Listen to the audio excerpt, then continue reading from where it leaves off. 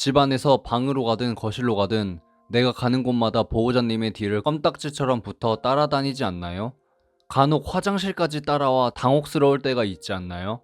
그렇다면 강아지가 우리 뒤를 졸졸 따라다니는 이유는 무엇일까요? 이 영상을 끝까지 보시면 귀여운 의문점이 풀릴 뿐만 아니라 더욱더 내 반려견에게 잘해줘야겠다는 생각이 들 테니 꼭 끝까지 보세요. 강아지가 졸졸 따라다니는 이유 첫 번째, 동물 전문 매체 바크포스트는 강아지가 주인을 따라다니는 가장 큰 이유는 주인을 너무 사랑하기 때문이라고 합니다.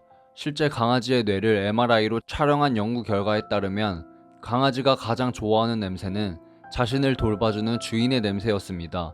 주인에게서 나는 익숙한 냄새를 맡았을 때나 주인의 얼굴을 볼 때 강아지들의 뇌에 큰 변화가 나타났습니다. 반려동물 행동 전문가인 메리 버치 박사는 강아지가 주인의 뒤를 따라다니는 이유는 여러 가지가 있다며 보통 자신을 돌봐준 사람에 대한 신뢰감과 늘 보호받고 싶은 마음이 드러난 것이라고 합니다. 이와 반대로 강아지가 우리를 지켜주고 싶어 할 때도 있다고 합니다. 바로 우리가 화장실 갈 때라고 합니다.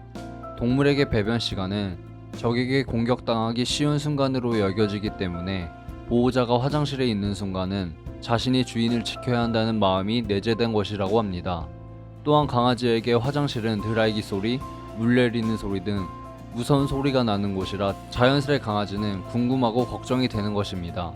그래서 화장실 가는 주인을 따라가 확인하고 싶은 겁니다. 혹시 만약 우리 강아지가 너무나 귀엽게도 나를 보호하려고 화장실이나 화장실 밖에서 으르렁거린다면 아무 일도 없다고 괜찮다며 안심시켜주세요. 이렇게 반려인 곁에 찰싹 붙어 따라다니는 강아지들을 벨크르 독이라고 부릅니다.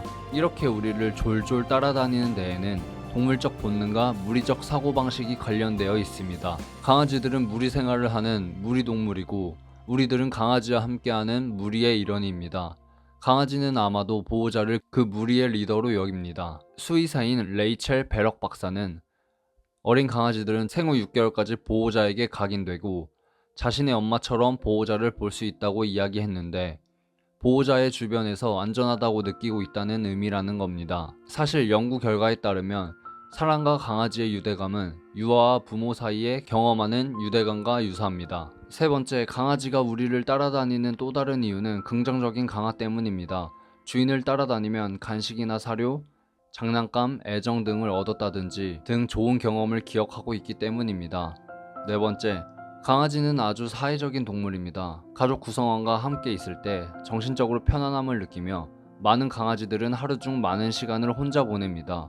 따라서 주인이 집에 있을 때 최대한 함께 시간을 보내며 놀고 싶어 하는 것입니다. 다섯 번째, 강아지가 운동량이 부족해 힘이 많이 남으면 보호자를 따라다니며 에너지를 쓰기도 합니다. 만약 장난감을 물고 왔다 갔다 하면서 혼자 놀거나 또는 장난감을 물고 내 앞에 가져다 놓는다면 같이 놀자는 의미이며 동시에 운동량이 부족해 에너지가 넘친다는 뜻입니다. 이때 산책을 나가는 게 제일 좋고 그러지 못할 상황이면 하던 일을 잠시 멈추고 조금이라도 놀아주시길 바라겠습니다. 여섯 번째, 강아지는 원하는 게 있을 때도 보호자를 따라다닐 수 있습니다. 장난감이나 간식이 소파 혹은 침대 및 손이 닿을 수 없는 곳에 떨어졌다면 혼자 해결하지 못해 도움을 요청하는 것입니다. 강아지가 손이 안 닿는 곳을 살펴보면 정말 장난감이나 간식을 발견하게 될 것입니다. 또한 강아지가 소파 밑이나 침대 밑을 보면서 계속 땅을 파면 손이 안 닿는 곳에 무언가 떨어져 있는 것이고 가끔 물그릇이나 밥그릇을 실 때도 있습니다. 물이 떨어졌거나 밥이 먹고 싶다는 의미입니다. 그 밖에 실외 배변만 하는 강아지가 계속 따라다닌다면 밖에 나가 배변을 하고 싶다는 의미입니다. 일곱 번째, 강아지는 번개가 치거나 집안 물건이 떨어져 놀라거나 긴장될 때도 보호자를 졸졸 따라다닙니다. 본능적으로 보호자에게 의존하는 것입니다. 여덟 번째, 어떤 종들은 타고난 성격 때문에 다른 견종보다 더 열심히 주인을 따르는 경향이 있습니다. 인간과 함께 가축을 보호하는 목양견이나 경비견으로 불리는 견종이 대표적입니다.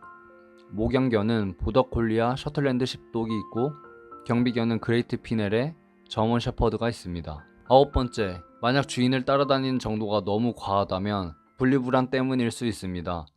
강아지가 나를 따라다니는 행동이 불안해서인지 그냥 단순히 내 옆에 있으려고 하는 것인지 구분하는 것이 중요합니다.